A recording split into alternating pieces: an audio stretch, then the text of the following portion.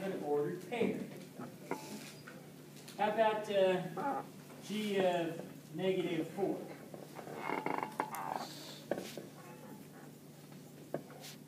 That's 2 times negative 4. What's that? Negative 15. How about g of 0? Negative 7. Negative 7. That's 2 times 0. That's 0. Minus 7. Negative 7. So you're going to be asked to do that. You're going to be given the expression of a function and asked to evaluate it for particular numerical values. All right, this guy.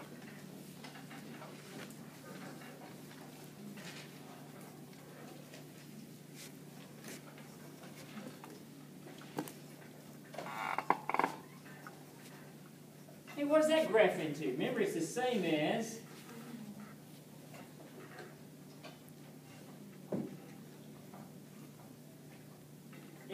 that. What does that graph into? Can I guess? It's a parabola. A parabola. Mm-hmm. That's an x squared. It's a quadratic. So that's a quadratic function, and it will definitely graph into a parabola. Let's ask ourselves, what's f of 2? And here's where you're going to need to remember, please excuse my dear Excel stuff, right? Keep your order of operations straight.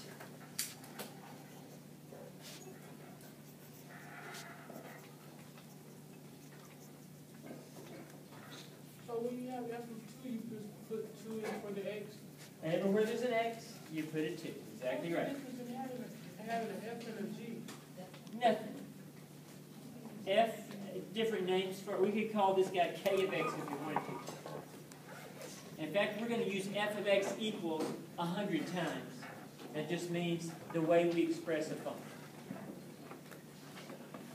So you're right. Everywhere there's an x, I put a 2.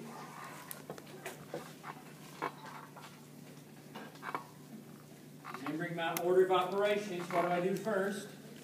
Square it. Mm-hmm. So what are you going to get when you do all that stuff? 33. Anybody else get 33? Uh-huh. Okay. So you square the 2, that's 4, times 2 is 8. 2 times 7, 14. So you add in 8, 14, 11, that's 30. All right. That's function notation and evaluating a function at a particular point. So it doesn't matter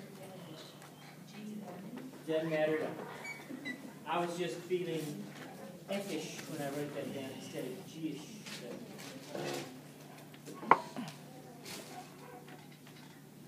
All right, another thing you're going to be asked to find is the zeros of a function. And that's probably not terminology you're familiar with. Find the zeros of the function.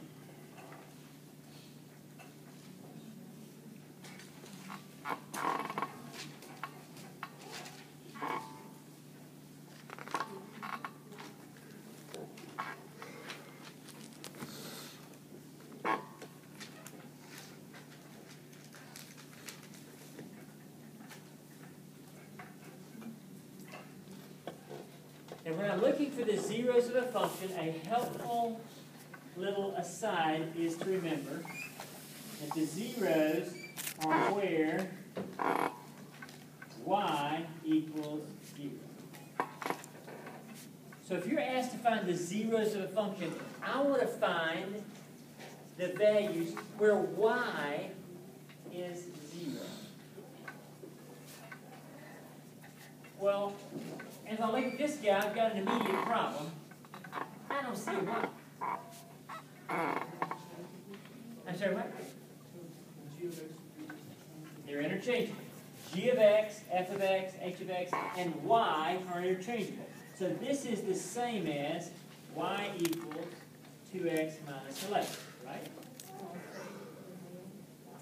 Now, if a 0 is where y is 0, then I let y equal 0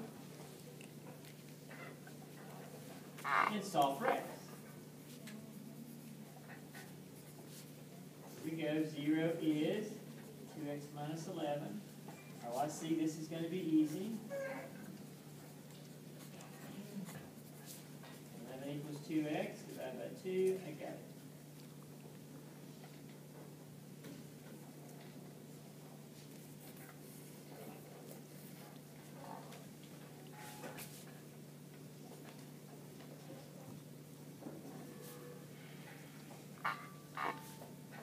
That's the 0 of the function.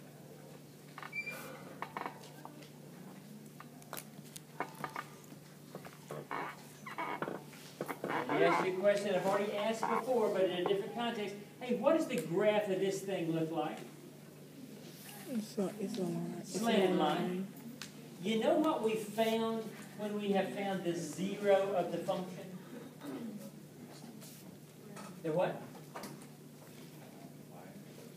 Close. The slope. The x-intercept, yes. Because remember, the x-intercept is where y is 0, right? We've just found where the graph of this thing cuts the x-axis. The 0 is the same as the x-intercept. In fact, you could say it's the point 0, 11 over 2, 0.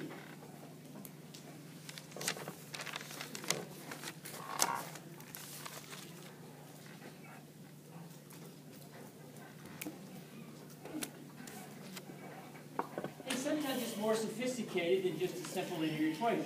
Still asking you to find the 0 of the function. Watch this guy.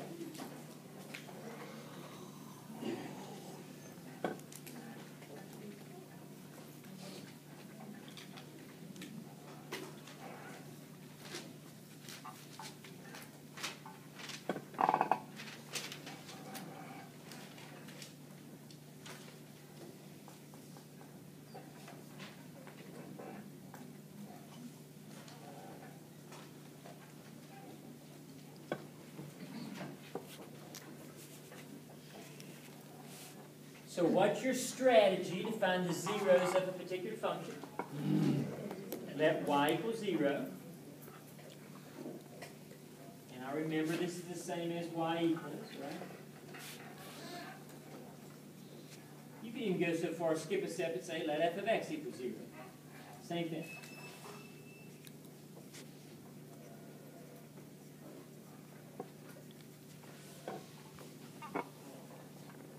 What the heck? Y'all see that? Y'all see what the heck? Yeah, look at that, ladies and gentlemen. That's from the last chapter. One chapter factor. That's a quadratic equation. I'm going to solve a quadratic equation. This is familiar stuff. What do you do to solve a quadratic equation like that? Factor it. Factor it. Try to factor it at least. That's the first step. Does it factor? Yes. X what? Plus 3, plus 3. Plus 3 plus 2. Absolutely. Remember doing this? I hope. Now what do I do? Set them equal to 0. Set each factor equal to 0 and solve.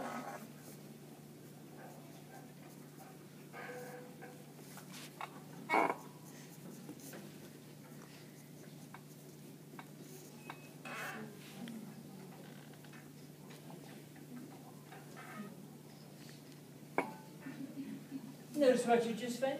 You just found that this function has 2 zeros. That is, graphically, it has 2 what? X's. X-intercepts. This thing cuts the x-axis in 2 places, at -3 and -2. By the way, what is this? A parabola. It's a what? Parabola. It cuts the x-axis at -3, -2. I shouldn't be surprised about that. So it basically goes like that. It cuts the x-axis at -3 and -2. Those are the zeros.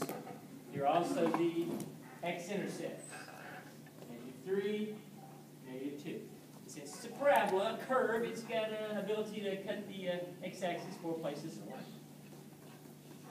That doesn't mean every curve will. You can have a parabola that doesn't have any zeros, right? Doesn't doesn't have any real number zeros. It doesn't have an x-intercept. It's a possibility.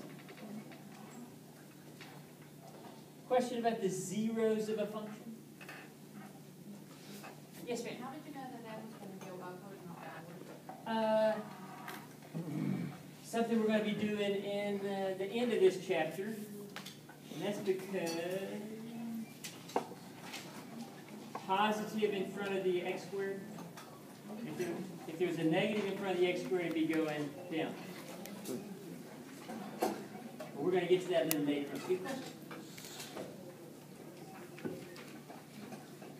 All right, let's take a look at some stuff from Mr. Webison.